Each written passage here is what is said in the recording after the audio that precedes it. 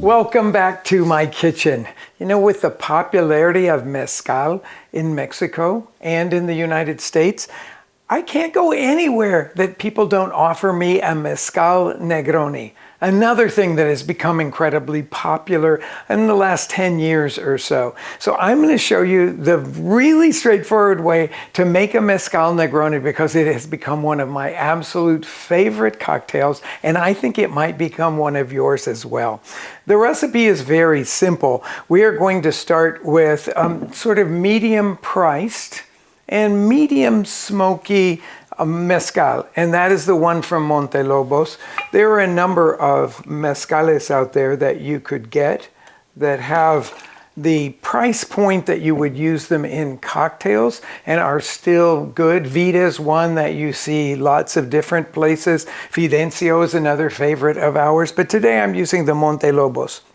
Second thing is the Campari, and you will notice that I am putting in equal portions of all three of the ingredients. Now, next thing you need is a sweet vermouth, and I'm using the Cocchi di Torino. You could use the Carpano, which is spectacular, but it's a little domineering in this particular drink, or you could use something really light like Punt. But I'm using the Cocchi di Torino. It's my favorite of all of those sweet vermouths, and pour that in there.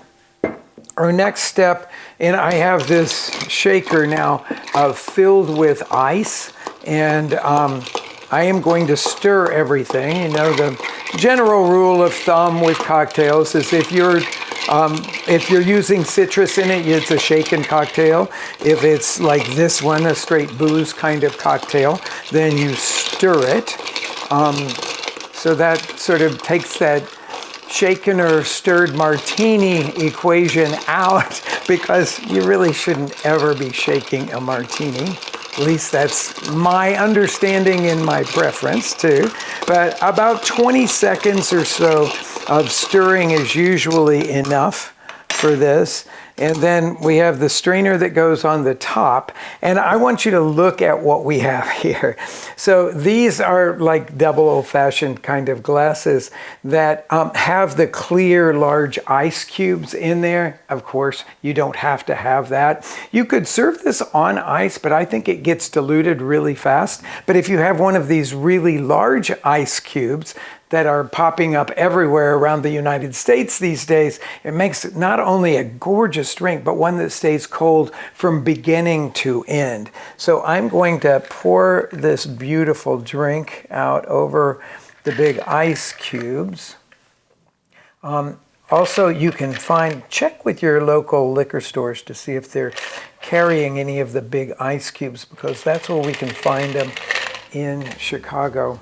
And you have not only something that's stunningly beautiful, but really delicious. Salud.